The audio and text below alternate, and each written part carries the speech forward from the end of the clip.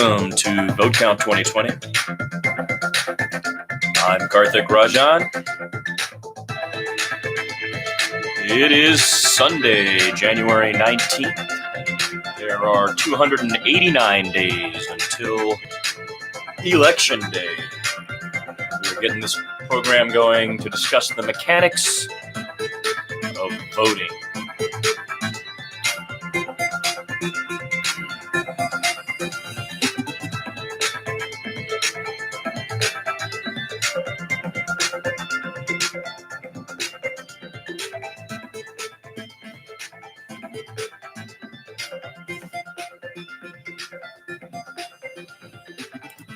Having participated and having covered many elections as a journalist in this country in the past, it feels really familiar during a presidential election. For me, it's from revering Thompson amidst the press corps covering Nixon to Dana Milbank covering 2004. Okay, so Dana Milbank and I are contemporaries, okay, before I dropped out. I mean, we both remember the summer of 99 and that compendium that went out that was edited by Chuck Todd. Everybody wanted to get in there because it was being shared, behind the scenes. I finally made it in there as a side note on the Bush draft dodging angle. But Milbank was doing the serious work. Dana Milbank was doing the work, during the Florida fiasco, but I digress. It has a rhythm, the election season. And what I mean to say is that once you have covered a few elections, there is a feel to it. And now, with the explosion of pop culture covering it through both cable TV and the internet, the explosion, everybody is all lockstep into the calendar. And the calendar is peppered with little reminders which give us Americans an opportunity to discuss matters in a certain light. And the year in this calendar begins generally with revering the Reverend Martin Luther King Jr., America's greatest pacifist. MLK Day, MLK, America's greatest pacifist. We should make that a rush, That's what we say in radio, right? We call that a rush. Like when you say something like U.S. Secretary General Kofi Annan, you say it a lot over and over, so that it sticks in people's minds, and then you can say UN Secretary of State General, and it sticks, So we should make that a rush, Martin Luther King Jr., America's greatest pacifist, right? MLK, America's greatest pacifist. And so we revere him. It is MLK Day tomorrow. But that makes me think of something else. Yeah, that is one principal weapon of advertising that came out after the wars ended in the 50s, Madison Avenue, right? And it has a lasting horror storm of an effect on our elections. We can stop it, but say it over and over and loud as possible so it sticks in people's minds. Say it over and over as loud as possible so it sticks in people's minds, right? Say it over and over. So that's why I want to take this rush and make that happen, right? But it's the fundamental doctrine of the current president of the United States. I wish he would use that rush tomorrow. Hey, Mr. President, all day tomorrow and for the rest of your term, will you please refer to Dr. Martin Luther King Jr. as the United States of America's greatest pacifist? MLK Day, dedicated to America's greatest pacifist. We have another long read today, so let's not waste any more time on my digressions about running around covering elections or the American calendar. Today we're going to read Election Bias, the piece we promised several weeks ago by Andrew Cockburn. This is the letter from Washington section of Harper's magazine last month. Election Bias, the new playbook for voter suppression.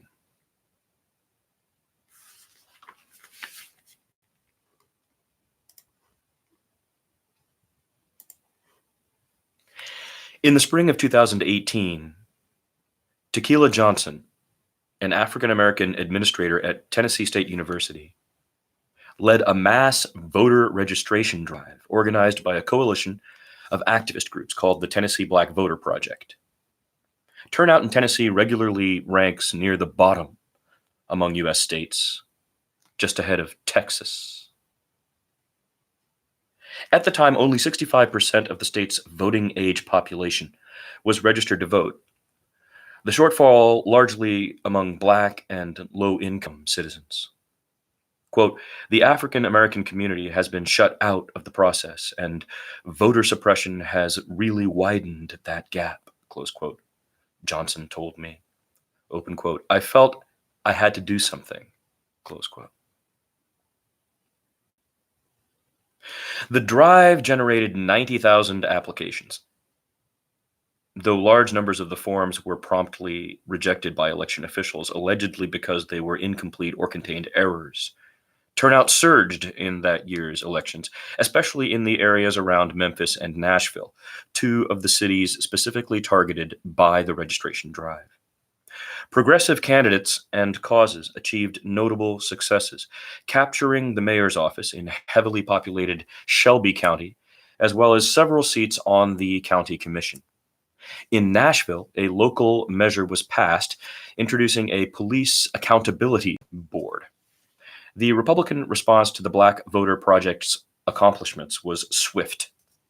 The official charged with overseeing elections, Secretary of State Trey Hargett, who the previous year had won a fight to retain the bust of Nathan Bedford Forrest, the first Grand Wizard of the Ku Klux Klan in the state capitol, spearheaded a bill to place mass registration drives under state control and to criminalize mistakes made on applications. The bill imposed heavy fines for any group that turned in multiple incomplete applications, mandated severe penalties for failing to submit registration forms to election officials within 10 days of being signed by the applicant, and required any person registering voters to receive official certification and government administrative training. Parenthesis, a Freedom of Information Act request filed by Johnson revealed that the proportion of incorrect forms submitted by her group was in line with previous registration drives in the state, close paren. Speedily passed by the Republican-controlled legislature, HB 1079 was signed by Governor Bill Lee on May 2nd of last year, 2019. Quote, we want to provide for fair, for genuine, for elections with integrity, close quote, Lee declared. Civil rights groups quickly filed suit in federal court to block the new measure. In a withering ruling against the state, a district court judge, Aleta Trauger, described the law as a, quote, complex and punitive regulatory scheme, close quote. And nevertheless, it remains enormously difficult to register voters in Tennessee. Quote, we don't know how many people we registered are actually on the rolls, close quote, Johnson told me, citing the applications that were summarily dismissed. As Cliff Albright, co-founder of the national group Black Voters Matter, pointed out, voter suppression legislation serves its purpose even when struck down in court. Quote, it intimidates people. It says, anytime you try something like this, we're going to come after you. It's not just that this particular act got squashed. It's the message that they send, close quote. Outrageous as it might seem, the response of Tennessee Republicans was by no means exceptional. Across the country, the GOP has maneuvered tirelessly to restrict, impede, dilute, and otherwise frustrate Democratic threats to their control. To cite just a few examples, in Florida, successful litigation to prevent a ban on pop-up early polling stations on college campuses has been countered with a measure requiring any college hosting such sites to ensure extra parking. In Arizona, a measure passed last year restricting the use of mail-in ballots, a form of voting particularly popular among Native Americans. In Ohio, almost 200,000 voters, most of them Black and poor, were purged from the rolls last year. In January 2019, Texas Secretary of State David Whitley issued an election advisory stating that almost 100,000 non-citizens were registered to vote, a claim that was proved to be wholly false, and was only rescinded after Texas taxpayers spent $450,000 in its defense, settling a legal challenge from a Latino civil rights organization.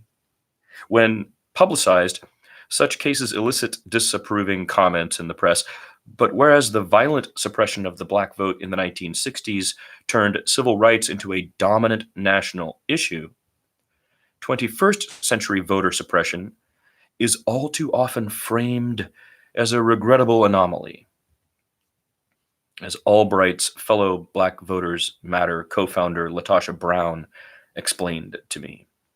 Far from being anomalous, Brown insists, such behavior is, quote, even more American than apple pie, close quote. Indeed, voter suppression is not a matter of a few lamentable isolated incidents. It is a carefully conceived campaign to keep political power in the hands of white Republicans. A campaign facilitated by an ideologically driven Supreme Court majority and aided by the feeble resistance offered by the Democratic Party. The press and Democratic establishment would generally have us believe that malign foreign meddling is the greatest threat to the integrity of our elections. Yes, Russian trolls helped elect Trump, blared one New York Times headline in December 2018. A recent CNN report highlighted an ominous warning from the FBI and the Department of Homeland Security that, quote, Russia may focus on voter suppression as a means to interfere in the 2020 presidential election, close quote. But Vladimir Putin played no role in George W. Bush's election victory in 2000. The result of a dominant Republican apparatus, eliminating 20,000 mostly poor Black and Hispanic Florida voters from the rolls, and guaranteeing through its Supreme Court appointees that all attempts at an accurate vote count would be struck down. Al Gore lost the state by 537 votes. Nor was there a foreign power behind the documented examples of voter purges in Ohio in 2004. Voter purges in Ohio in 2004, where John Kerry lost by a narrow margin of 2.1%. In Wisconsin in 2016, where a voter ID law appears to have played a part in dissuading up to 200,000 people, most of them minorities, from voting, in a state that Trump carried by just 23,000 votes.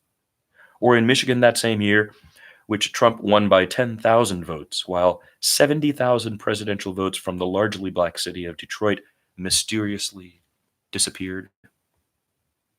Undoubtedly, the most powerful enabler of U.S. voter suppression in recent years has not been foreign intervention, but the conservative majority on the U.S. Supreme Court. Its 2013 Shelby County v. Holder decision gutted the 1965 Voting Rights Act. That's the 2013 Shelby County v. Holder. Gutted the 1965 Voting Rights Act, nullifying a provision that required states and localities with a history of discrimination to get pre-clearance from the Justice Department or the D.C. District Court before changing their election rules. Parenthetically, Chief Justice John Roberts has been venting his opposition to the Voting Rights Act since the early 1980s, when, as a junior DOJ official, he ghost wrote op-eds for his superiors denouncing the law. Close paren. The results of the Shelby decision were felt immediately. The Brennan Center for Justice reported that states previously covered by the 1965 Act began purging voters, mostly minorities, at record rates as soon as the justices had spoken. Although the Roberts Court's admittedly outrageous decision in Citizens United has received far more attention and protest with regard to its effect on fair elections, Shelby's assault on democracy has been at least as drastic and far-reaching. Why is the systematic disenfranchisement of large numbers of citizens, what Latasha Brown correctly calls, quote, the dominant issue in American politics today, close quote, so often ignored as it has been in the ongoing Democratic presidential debates, rather than foregrounded and denounced? For an explanation, I turned to Armand Durfner, a legendary civil rights attorney. Brought to the United States in 1940 at the age of 2 by Jewish parents fleeing Nazi Europe, Dürfner abandoned a career with a white shoe DC law firm to work on civil rights in the 1960s Jim Crow, Mississippi. In 1960s Jim Crow, Mississippi, where for his efforts he and his wife were shot at and his dog was poisoned. At the age of 30, he argued and won his first voting rights case before the Supreme Court. He has subsequently argued and won 4 more, as well as a host of landmark judgments in lower courts. After moving to Charleston, South Carolina, he suggested in a letter to the Post and Courier that, quote, the Confederate flag should keep flying over the state capitol.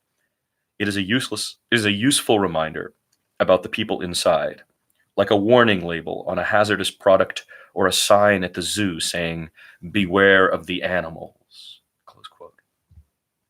Currently, he is involved in a suit to invalidate a provision of Mississippi's 1890 Constitution expressly designed to prevent black former prisoners from voting. A rule that is still rigorously enforced today.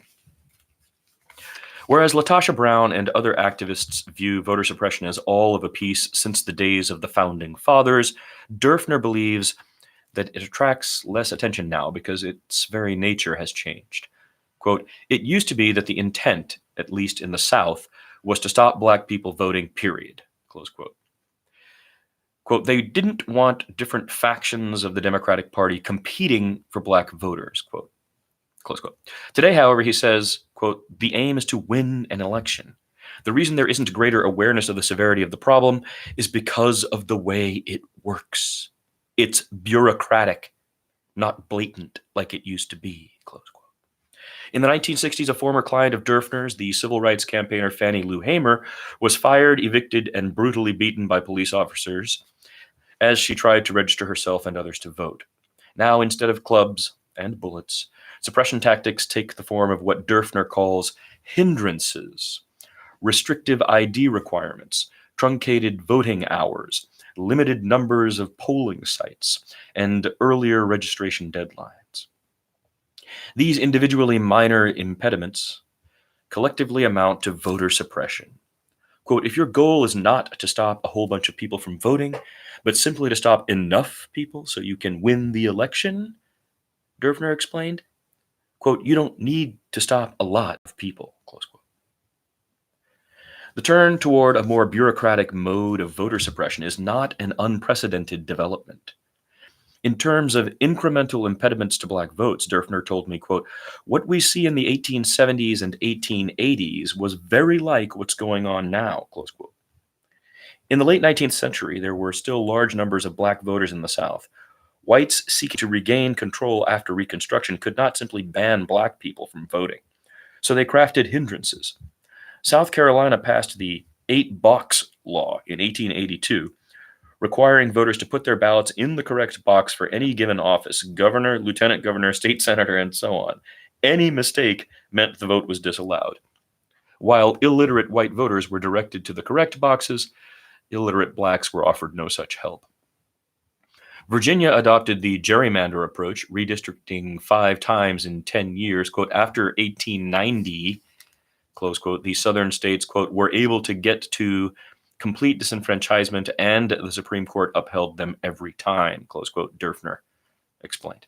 With the passage of the Voting Rights Act, black Americans again began voting in large numbers, and the tactics of suppression reverted to the earlier piecemeal approach. Quote, I feel I'm watching a movie going backward, Dürfner told me sadly. As an example of the return of 19th century tactics, Dürfner cited a previously blocked Texas law put into effect by the then Attorney General Republican Greg Abbott within hours of the Shelby decision that requires Texans to have a photo ID to register. Quote, people say, so what? Everyone has a driver's license. Well, 95% of people do have licenses, but 5% don't, and that adds up to 600,000 Texans, close quote.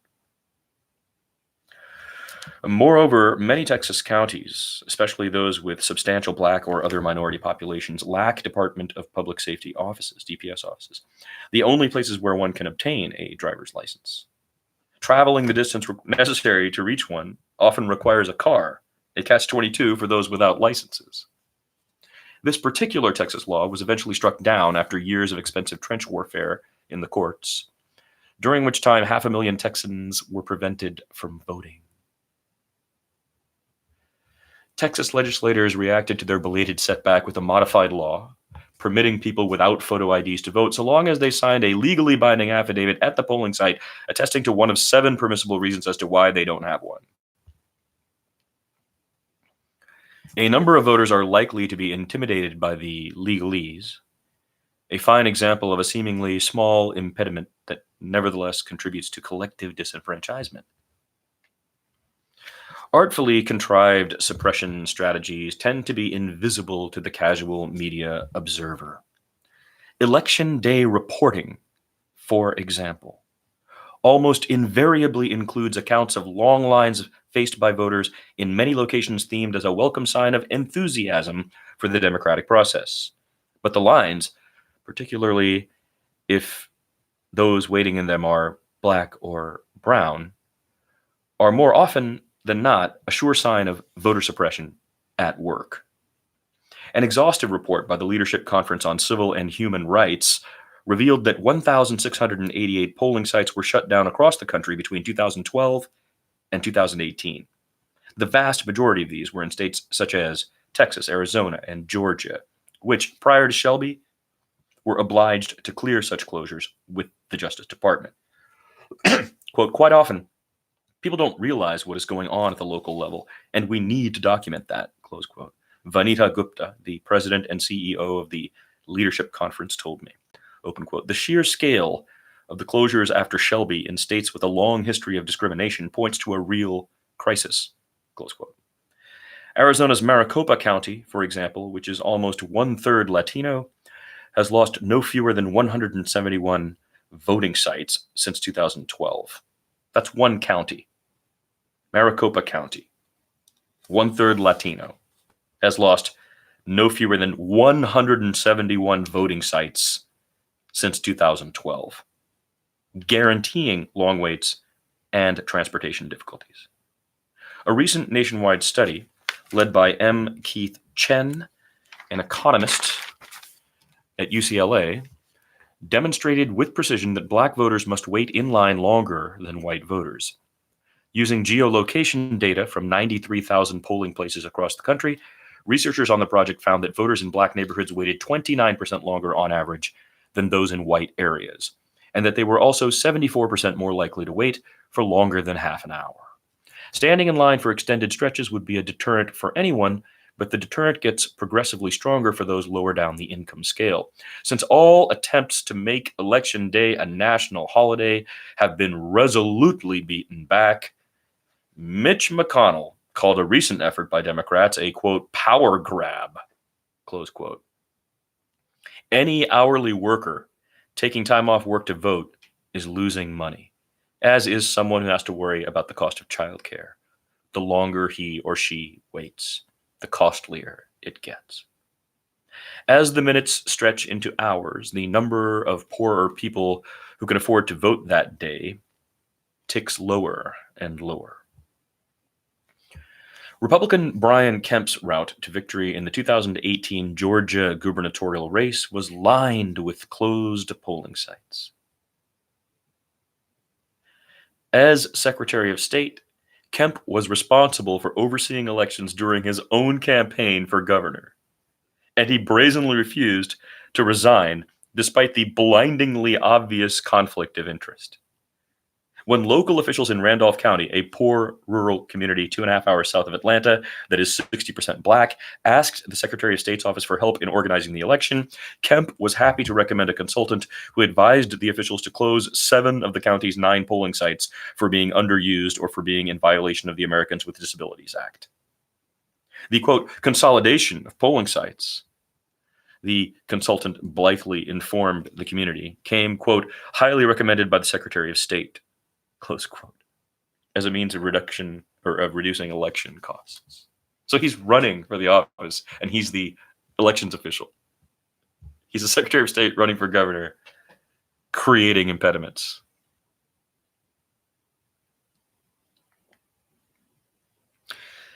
Parenthetically, in this instance, Randolph County refused to comply with the consultant's proposal, but 214 polling sites have been closed in Georgia since 2012, most of them in poor counties with large African American populations, close paren. Kemp also took advantage of Georgia's, quote, use it or lose it voting law, similar to measures in at least 8 other states by which voters are dropped from the rolls if they skip voting for a certain number of consecutive election cycles. In 2017, his office stripped 500,000 people of their voting rights on one day alone, arguing that if someone had failed to show up at the polls, they must have either moved away or died. Similarly fruitful was his use of an, quote, exact match rule, stipulating that a voter application would be delayed if its information was inconsistent with the driver's license on file. If the applicant did not provide a correction, even the most inconsequential diversion, such as a missing hyphen or a capitalized letter, this is me parenthetically, the address you could have moved, but the address has to be the same at everything, was treated as legitimate grounds for dismissal, a way of targeting the Black and Hispanic voters, many with hyphenated names, who formed the bulk of new registrants. As it happened, the number of would-be voters Kemp's office flagged for mistakes, 50,000, almost exactly matched his 55,000 vote margin of victory.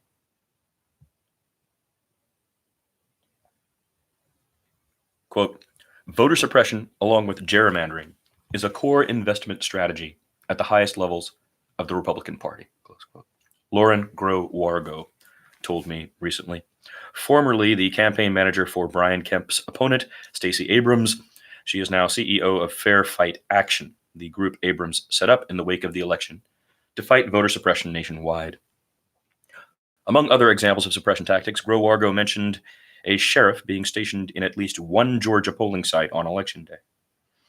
Ballot security had been used by the Republican National Committee elsewhere in the country up until 1982, when a federal consent decree barred the RNC from engaging in such efforts as posting armed off-duty law enforcement officers at the polls in minority neighborhoods and sending mailers to Black neighborhoods threatening penalties for violating election laws, a practice known as voter caging. But in January 2018, a federal judge in New Jersey had allowed the decree to expire, arguing that the Democrats, quote, by a preponderance of the evidence, close quote, had failed to demonstrate that it had ever been violated. As an example of the subtle bureaucratic approach to modern voter suppression highlighted by Durfner, Grow-Wargo cited provisional ballots. The 2002 Help America Vote Act, HAVA, gave voters the right to cast provisional ballots if their names were not on the registration list or their eligibility were somehow in doubt. The notion being that, after further review, confirmed a person's eligibility, the vote would be counted. Quote, on the face of it, requiring someone to fill out a provisional ballot if their registration is in question is not voter suppression, close quote, Grow-Wargo explained, open quote. But if you look at the way provisional ballots are overused, misused in states controlled by Republicans, it's absolutely voter suppression, close quote. The predictable problems caused by exact match regulations and sweeping voter purges, not to mention faulty voting machines, have ensured that provisional ballots are in high demand, particularly in Black precincts. But in the 2018 Georgia election, according to a lawsuit filed by Fair Fight Action, many polling sites ran out of the ballots. In other cases, officials failed to inform voters about how to use them or simply refused to supply them. Similar examples of the misuse of this seemingly benign initiative were reported elsewhere. A study performed by the group All Voting is Local found that at Ohio's Central State and Wilberforce universities, 2 historically Black colleges, student voters cast a disproportionate number of provisional ballots in 2018 and were twice as likely to have their ballots rejected than were voters in the rest of the county. Once installed as Georgia's governor, Kemp duly resigned as Secretary of State. His work well done. But his spirit lives on. His successor, Brad Raffensperger, has pledged to continue Kemp's agenda, with a particular emphasis on combating non-existent, he writes parenthetically, voter fraud. So in the name of combating voter fraud, the votes are being chucked in massive numbers is what we're talking about here. The State Campaign Finance Commission has launched probes into the actions of Abrams and her supporters, an effort that has been costly to its targets in both time and legal bills. Quote, make no mistake, the Kemp election model will be the template for the Republicans nationwide in 2020, close quote, warned Grow Wargum. Let's take a little break. We're at the half-hour mark. We are reading a remarkable piece in reverence of Martin Luther King Day, or Martin Luther King weekend. This is by Andrew Cockburn in the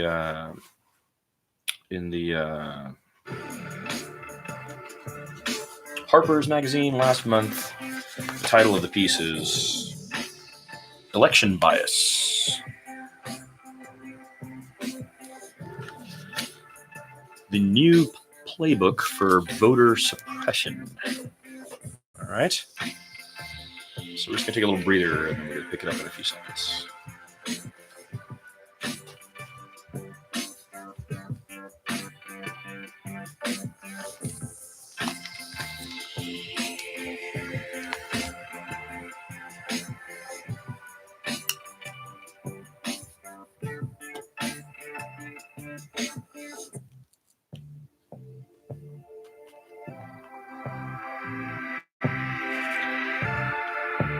This is Vote Count 2020. I am Karthik Rajan. There are 289 days until Election Day. There's a rhythm to this, and one of my hopes is that here at Vote Count 2020,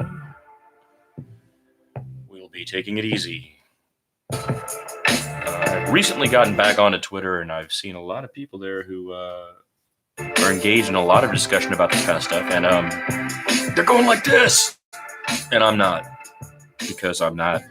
I dropped out for a reason. And if I am called unpatriotic for that, or if I am called, whatever, a quitter, or, a coward, I have no problem being called any of those things. I dropped out. I dropped out because I was, disgusted.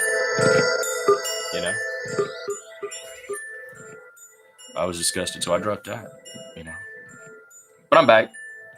It's too important to lay off that long.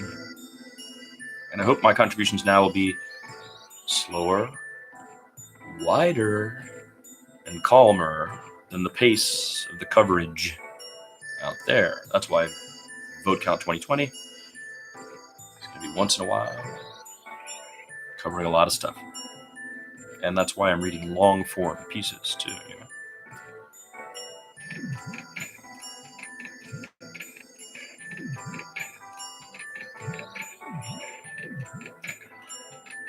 All right, let's get back to it.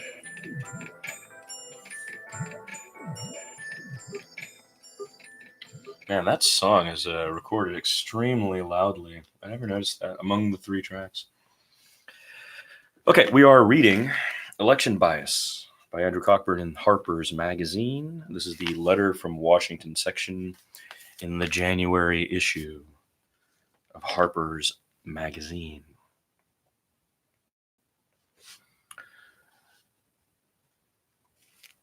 Naturally, those working to suppress unwelcome votes do not advertise their work as such, preferring to justify their maneuvers as a defense of voting rights.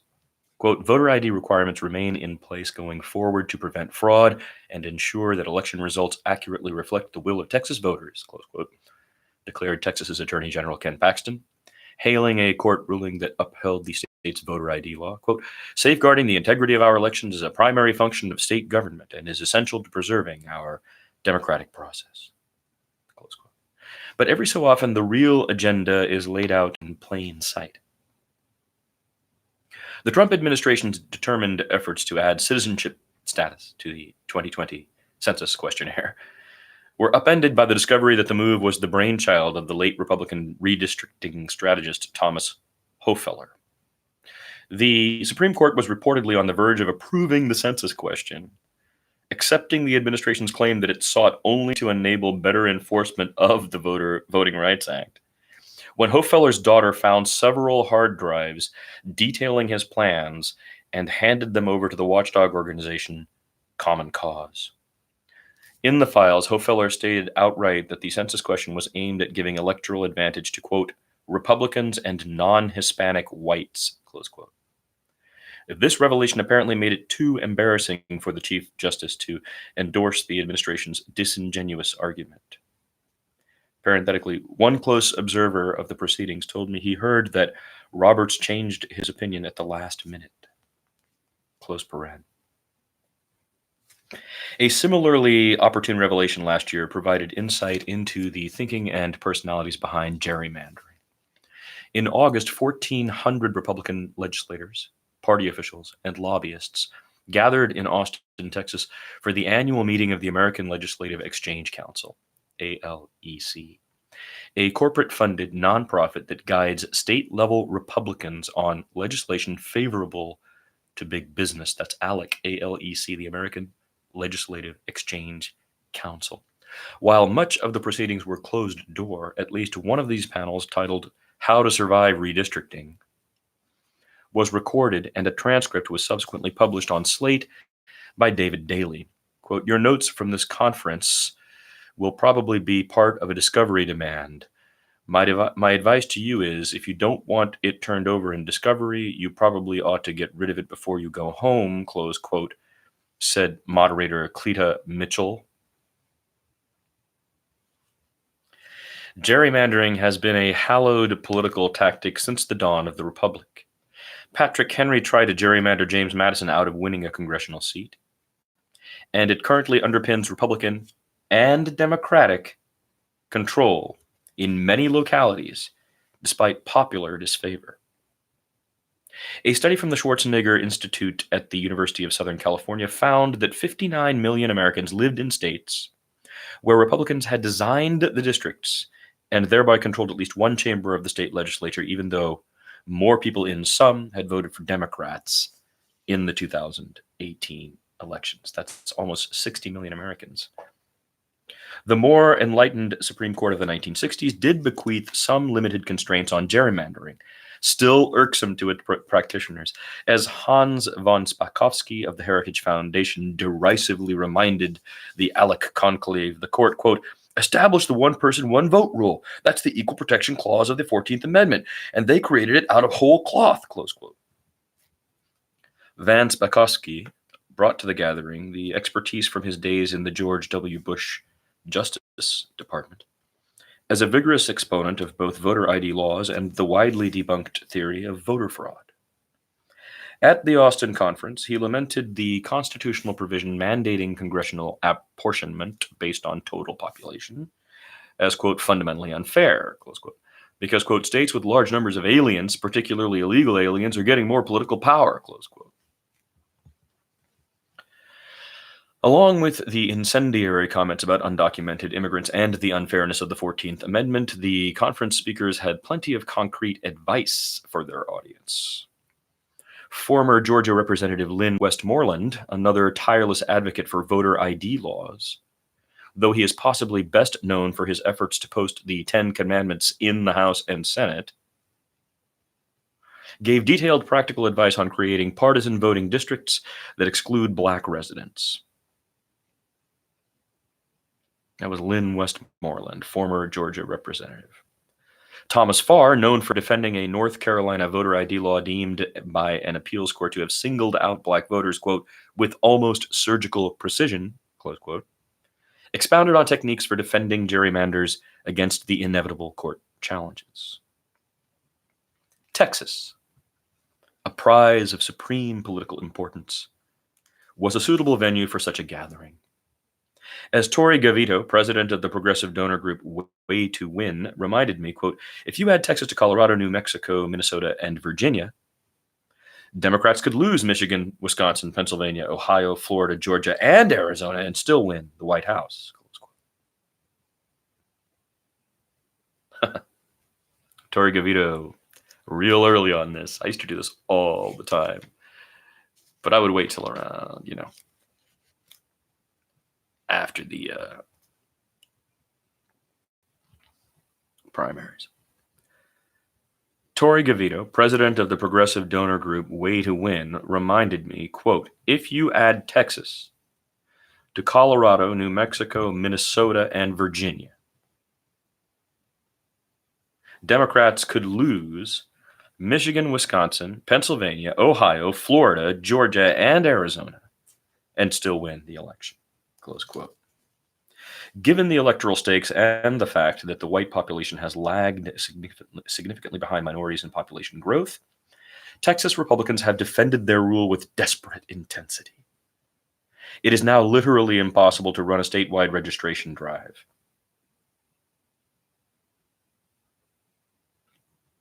A worker must be a, quote, deputized registration agent in the county where they live and can only register voters from that county.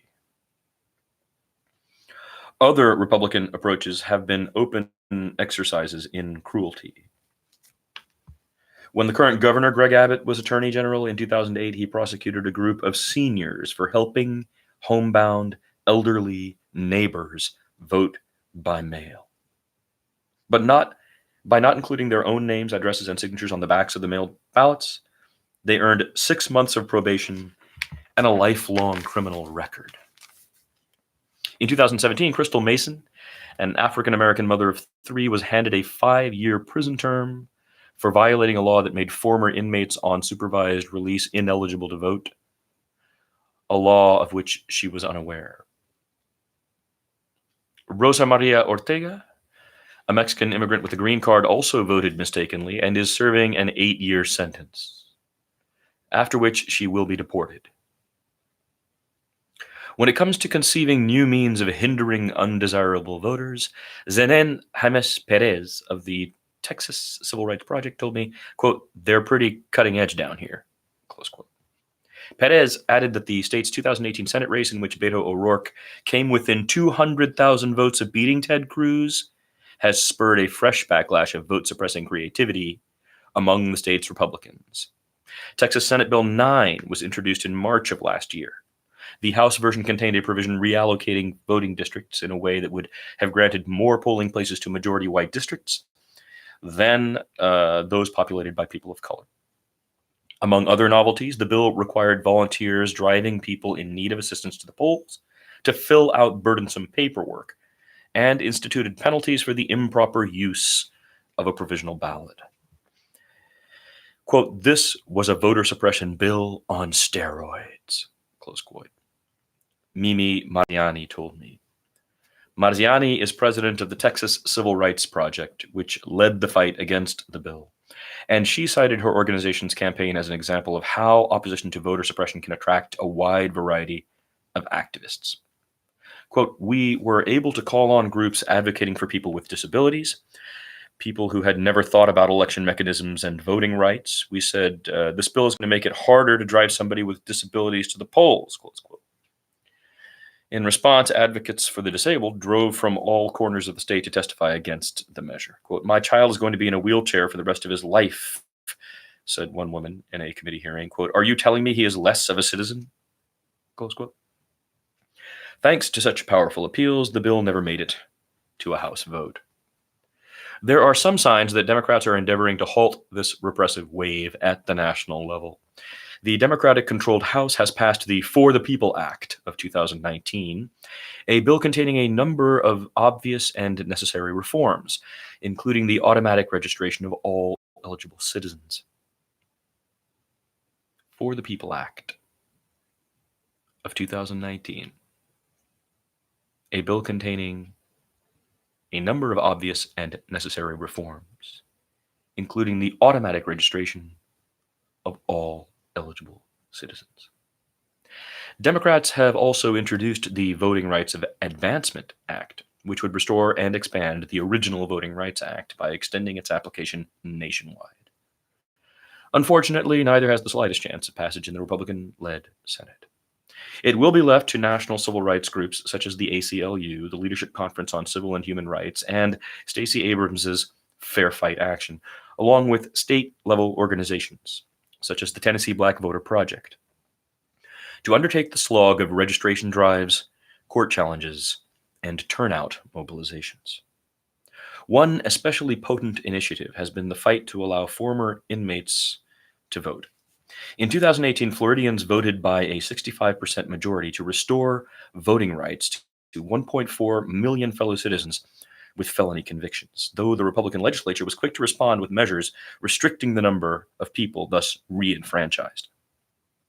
Former Virginia Governor Terry McAuliffe overcame determined Republican resistance to restore voting rights to approximately 173,000 former felons, but only managed to do so by signing off on each individual case.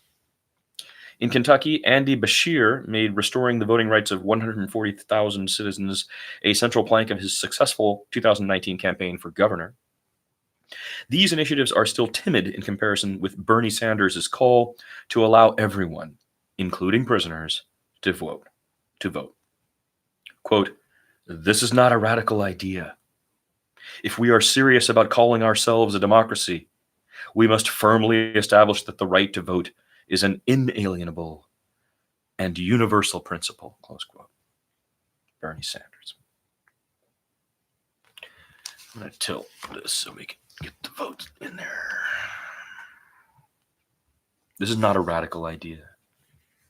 If we are serious about calling ourselves a democracy, we must firmly establish that the right to vote is an inalienable and universal principle. Unfortunately, such clarity finds few echoes in the Democratic Party establishment, not least because election manipulation is by no means unique to Republicans. Democratic-dominated Maryland is one of the most heavily gerrymandered states in the country. Former Governor Martin O'Malley admitted in 2017 that he had intended to, quote, "create a map that, all things being legal and equal, would nonetheless be more likely to elect more Democrats than less," close quote. A 2010 redistricting plan in Illinois drawn by Democratic House Speaker Mike Madigan prompted one Republican consultant to remark, quote, "it's kind of a work of art in the wrong direction," close quote. In Democratic-controlled New York State, the rules discourage challenges to incumbent officials through a requirement that primary voters must be registered members of the relevant party in advance of the election. In order to run against the Democratic establishment candidate Joe Crowley, Alexandria Ocasio-Cortez had to persuade thousands of voters to register as Democrats 8 months before the vote. The requirement has since been cut to 2 months. That's better. Has since been cut to 2 months. But she had to do it 8 months before the actual vote. Alexandria Ocasio-Cortez did. Now, in the aftermath of her victory, the Democratic Congressional Campaign Committee has introduced a rule aimed at preventing challengers from hiring professional campaign consultants, thus potentially further depriving voters of the possibility of choice. Elsewhere, while the party is often generous with rhetorical support for voting rights, we're talking about the Democrats now, it's less than forceful when it comes to actually funding efforts toward reform. Latasha Brown noted that while the Democrats were ultimately victorious, the mobilization of black voters in the historic 2017 Alabama Senate special election was, quote, under-resourced by the party. Similarly, it is usually difficult to raise money for Secretary of State races in the 35 states where the office is elective. States where, despite the importance of the post in terms of determining fairness in elections. Quote, "I have never heard of the National Democrats putting money into those races," close quote. Jim Duffy, a longtime Democratic consultant, told me, quote, "and the state parties usually have no money," close quote. The party probably regrets having given almost no money to Karen Gievers in her failed 1998 race for Florida Secretary of State. Republicans poured in $140,000 at the last minute for Katherine Harris, who would go on to make the state safe for George W. Bush's presidential victory just 2 years later. That was $140,000. Quote, "a lot of people have been able to run under the radar for that job," close quote. DeJuana Thompson told me. Thompson is the founder of Woke Vote, an organization that played a key role in organizing the black voters who made possible the Democratic upset in the Alabama special election. Quote, "it's not the most glamorous position, but Georgia 2018 let everyone know there's a lot of power in that role. We need to be giving a lot of thought about who is in the pipeline for those positions," close quote. Since Thompson is working to overcome obstacles erected by Republicans against Democratic candidates, one might expect the party to embrace and support her work. But that hasn't been the case, at least not in Alabama, where she said, quote, "A lot of the people that we turned out have historically been disenfranchised or at least under-engaged by the party," close quote. As a result, many voters are uninformed or ignorant as to the rules preventing them from casting a ballot. Given that today's suppression often takes the form of bureaucratic traps, Thompson emphasized that defeating it requires relentless, long-term attention to detail. Open quote. In Florida, for instance, there are 67 counties, and each county has its own set of election rules that you have to know, close quote. Open quote. So that's why it's no use trying to organize around the time of the election, because by then, whatever rules and tricks they've created for voter suppression will already be set, close quote. Open quote. Obviously, they can't do the bubble test anymore. Asking someone to count the bubbles in a bar of soap, Thompson continued, referring to a notorious Jim Crow-era ploy to disqualify black voters. Wow. Count the number of bubbles in the soap. Obviously, they can't do the bubble test anymore, asking someone to count the bubbles in a bar of soap, Thompson continued, referring to a notorious Jim Crow-era ploy to disqualify black voters. Open quote. But when someone with a college ID is asked for a home ID at the polls, when they've been living on campus for 3 years, that's just another form of a poll tax or an unfair test. There's a lot of different things that have been instituted that inhibit a person from being able to participate, and that's really what the goal is, close quote. Armand Durfner summed up his frustration with the current state of affairs more pithily. Quote, "Why are we sending observers around to check other countries' elections when they should be coming here?" Close quote. He asked. Open quote. "These things ought to be crimes. In fact, they are crimes." Close quote. My best wishes to all of you on Martin Luther King Jr. Day tomorrow, as we here in the United States celebrate and revere the United States of America's greatest pacifist. I hope all of you are with friends and family. And that was a letter from Washington by Andrew Cockburn entitled "Election Bias." This has been Vote Count 2020, and I was Karthik Rajan. Happy MLK Day.